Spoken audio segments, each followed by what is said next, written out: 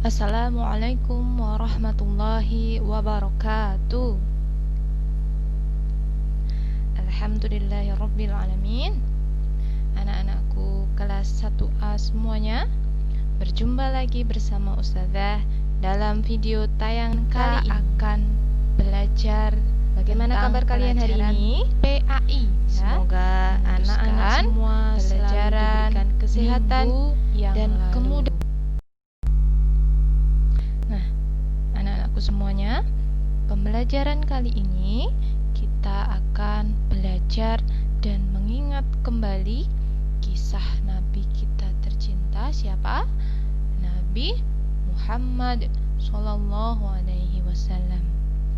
Nah, anak-anakku, Nabi Muhammad lahir pada tanggal 12 Rabiul Awal di kota yang namanya kota Makkah. Nabi Muhammad lahir pada tahun yang disebut tahun gajah. Mengapa disebut tahun gajah? Karena pada saat itu ada pasukan yang datang ke Mekah. Pasukannya dipimpin oleh Raja Abraha. Pasukan itu menunggang gajah datang ke Mekah untuk menghancurkan Ka'bah.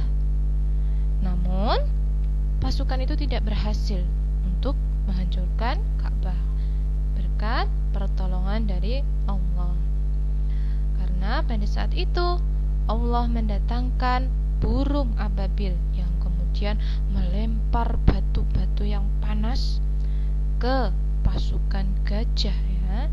Jadi setelah dilempar oleh batu-batu yang panas oleh burung ababil tadi, si pasukan gajah ini mundur, tidak jadi untuk menyerang Ka'bah. Nah, inilah mengapa tahun kelahiran Nabi disebut sebagai tahun gajah.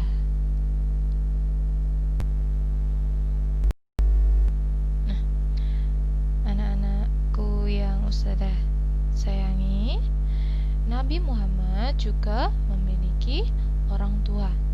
Ayahnya bernama Abdullah ya.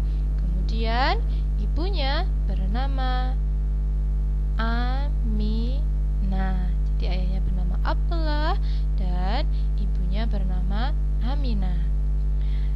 Nah, Nabi Muhammad ini sudah menjadi yatim sejak kecil karena ayahnya yang bernama Abdullah tadi sudah meninggal dunia pada saat Nabi Muhammad masih di dalam kandungan ibunya.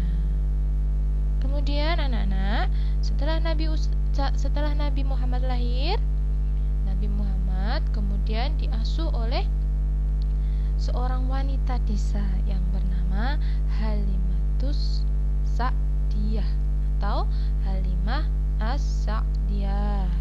Pada saat itu Nabi Muhammad baru lahir ya, masih bayi, kemudian dibawa ke desanya Halimah, kemudian diasuhnya sampai Nabi Muhammad berusia 5 tahun. Nah, setelah berusia 5 tahun, Nabi Muhammad dikembalikan lagi kepada ibundanya tadi ya. Setelah usianya 5 tahun, pengasuhan Nabi Muhammad dikembalikan kepada ibunya. Namun, tidak lama setelah itu, ketika Nabi Muhammad berusia 6 tahun, ibunya meninggal dunia. Sehingga pada saat itu, Nabi Muhammad menjadi yatim piatu karena ayah dan ibunya sudah meninggal. Nah, setelah ibunya meninggal, Nabi Muhammad kemudian dikasuh oleh kakeknya yang bernama Abdul Muthalib ya. Nah, kemudian Nabi Muhammad diasuh kakeknya sampai berusia 8 tahun.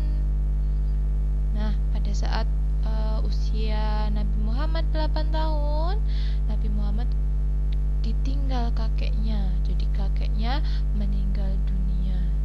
Jadi setelah kakeknya Nabi Muhammad meninggal dunia, Nabi Muhammad kemudian diasuh oleh pamannya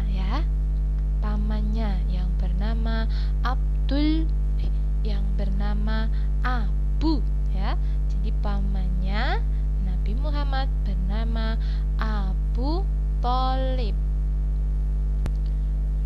Nah, pada saat diasuh oleh pamannya, Nabi Muhammad ini adalah anak yang rajin, sehingga Nabi Muhammad banyak belajar berdagang dan mengembala. Pada saat itu Nabi Muhammad setiap hari mengembala kambing maupun domba, hingga pada saat usia Nabi Muhammad 12 tahun, Nabi Muhammad sama pamannya kemudian diajak untuk melakukan perjalanan. Kemana?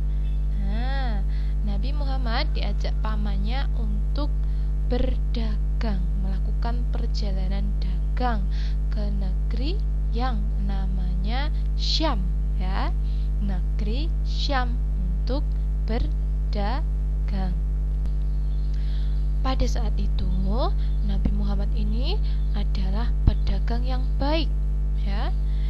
Berdagangnya beliau ini selalu baik dan jujur ya.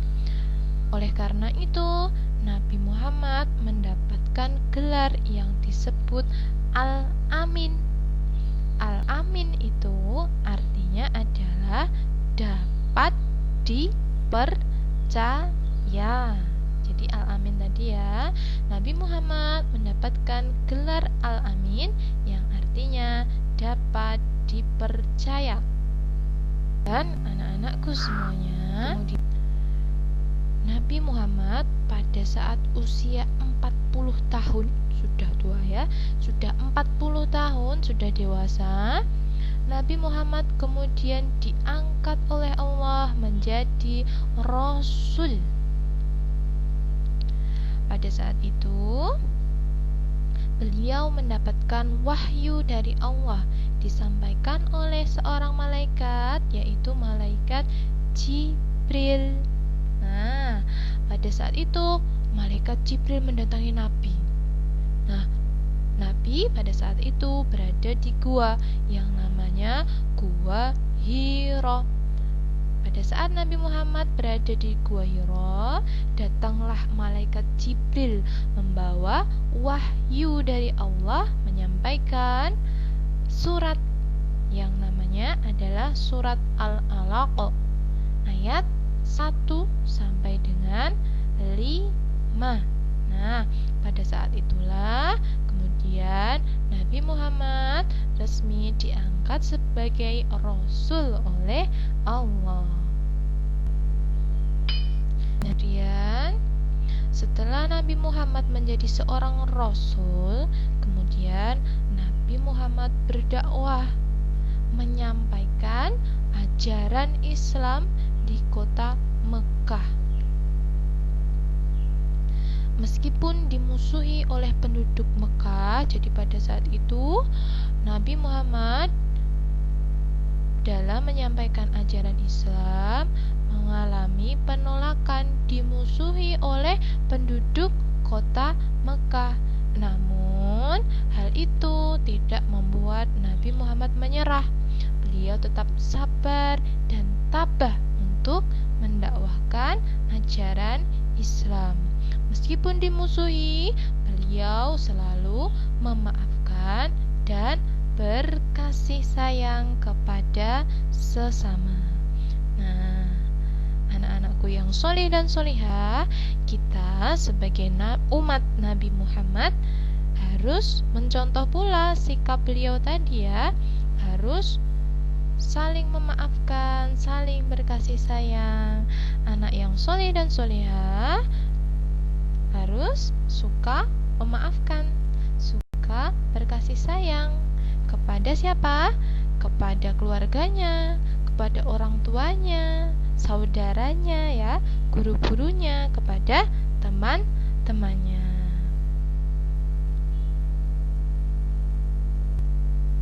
Nah, selanjutnya mari kita berlatih untuk menyenandungkan sholawat. Namanya sholawat badar ya. Mari kita berlatih untuk menyandungkan sholawat kepada Nabi kita tercinta, Nabi Muhammad. Ya, sudah bisa ya. Mari kita baca bersama-sama. Anak-anak boleh menirukan. Ya.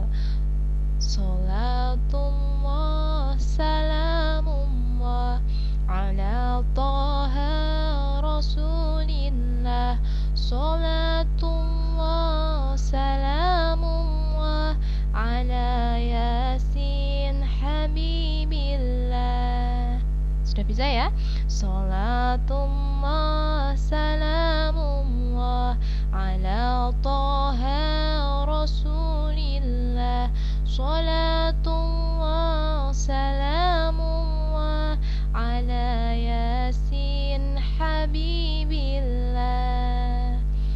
Nah, sudah bisa ya anak-anak. Jangan lupa nanti sholawatnya diulang-ulang lagi di rumah ya. Nah, anak-anakku yang soleh dan solihah, mungkin itu dulu pelajaran yang Ustazah berikan hari ini ya. Semoga bermanfaat. Semoga anak-anakku semua menjadi anak-anak yang soleh dan solihah, selalu meneladani sifat Nabi Muhammad tadi ya, menjadi anak yang sabar, penuh kasih sayang, dan suka memaafkan.